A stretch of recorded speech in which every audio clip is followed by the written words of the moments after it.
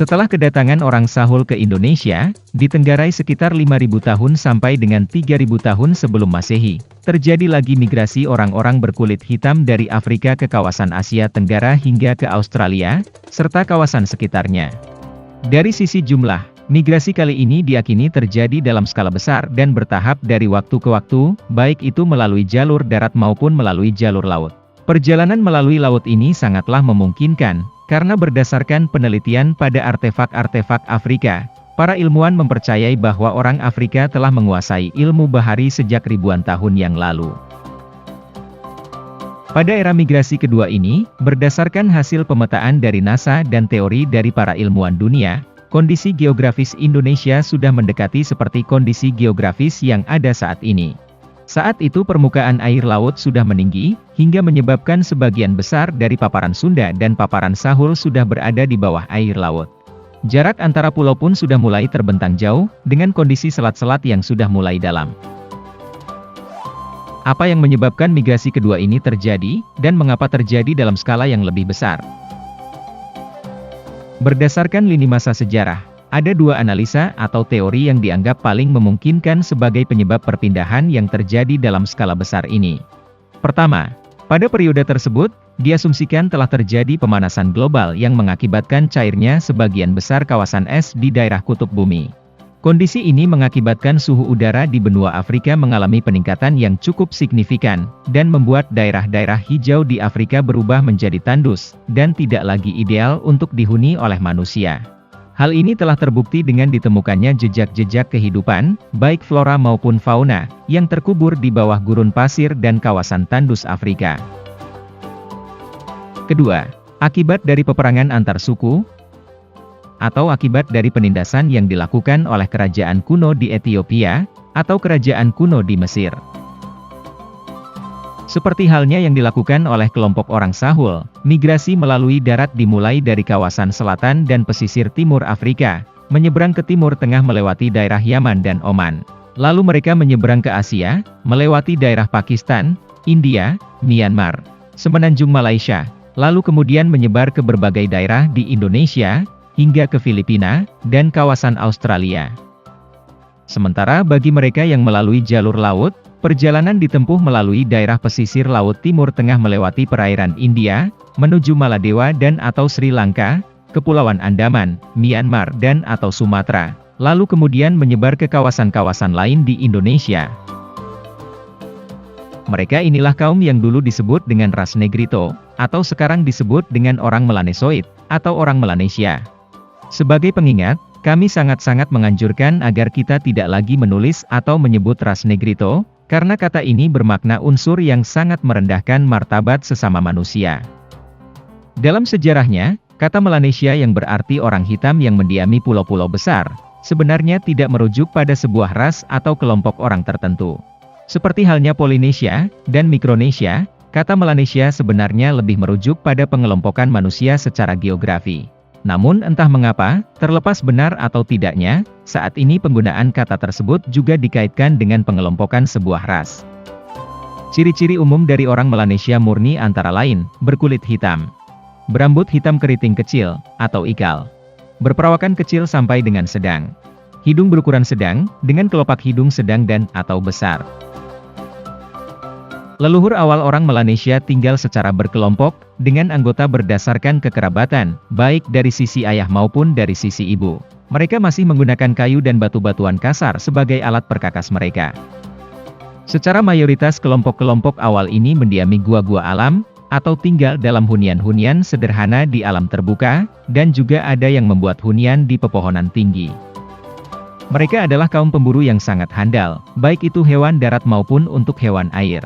Salah satu keunggulan orang Melanesia yang sangat luar biasa, bahkan hingga saat ini, adalah dalam memburu hewan air di kedalaman laut.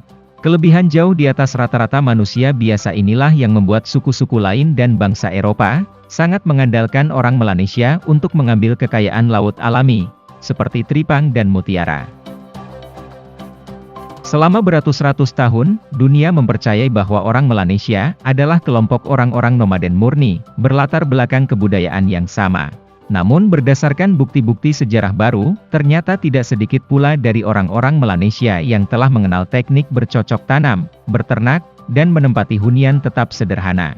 Hal ini diperkuat dengan temuan artefak yang terdapat di wilayah timur dan selatan Afrika. Artefak ini menunjukkan telah terciptanya sebuah peradaban yang lebih maju dari yang sebelumnya diperkirakan oleh para ilmuwan dunia. Maka dapat disimpulkan bahwa orang-orang Melanesia yang bermigrasi ke wilayah Nusantara, juga berasal dari kelompok yang berbeda-beda, di mana masing-masing memiliki cara hidup, dan kebudayaan yang berbeda-beda pula.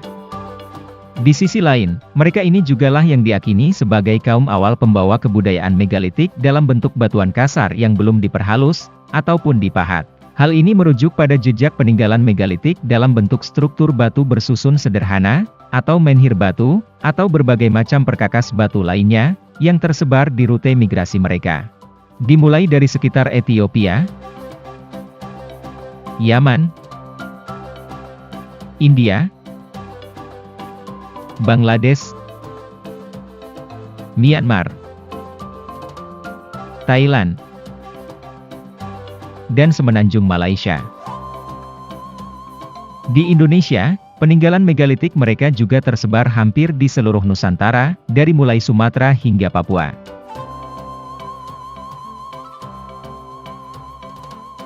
Di Indonesia, kegunaan dan tampilan dari struktur batuan besar ini dipercayai kelak disempurnakan oleh orang-orang Austronesia yang datang kemudian, hingga semakin memperkaya seni budaya megalitikum di Indonesia. Ratusan atau ribuan tahun kemudian, terjadi lagi migrasi dari orang-orang Dravida dan orang-orang Austronesia di kawasan Nusantara. Di beberapa tempat, sebagian dari orang Melanesia, orang Sahul, dan keturunan dari hasil percampuran mereka, menerima kedatangan kedua bangsa baru ini dengan tangan terbuka. Maka terjadi lagilah akulturasi dan asimilasi di antara mereka, melahirkan keturunan-keturunan baru, dan kebudayaan-kebudayaan yang saling mengadopsi. Sementara bagi yang menolak kedatangan bangsa-bangsa baru ini, memilih untuk berpindah tempat. Secara mayoritas mereka menyingkir ke kawasan timur Indonesia hingga ke kawasan Australia. Bahkan di Tenggarai, perpindahan mereka mencapai kawasan Polinesia dan Mikronesia. Sampai saat ini, keturunan dari orang-orang Melanesia murni masih dapat dijumpai di beberapa tempat, sesuai dengan jalur awal migrasi mereka. Baik itu yang melewati jalur laut, maupun jalur darat, seperti suku-suku di Kepulauan Andaman di India. Suku Taron yang terancam punah di Myanmar. Suku Manik di Thailand. Orang Semang dan orang Batek di Malaysia. Suku Aita, suku Ati, dan suku Aikta di Filipina. Dan penduduk asli Pulau Torres Strait di Australia.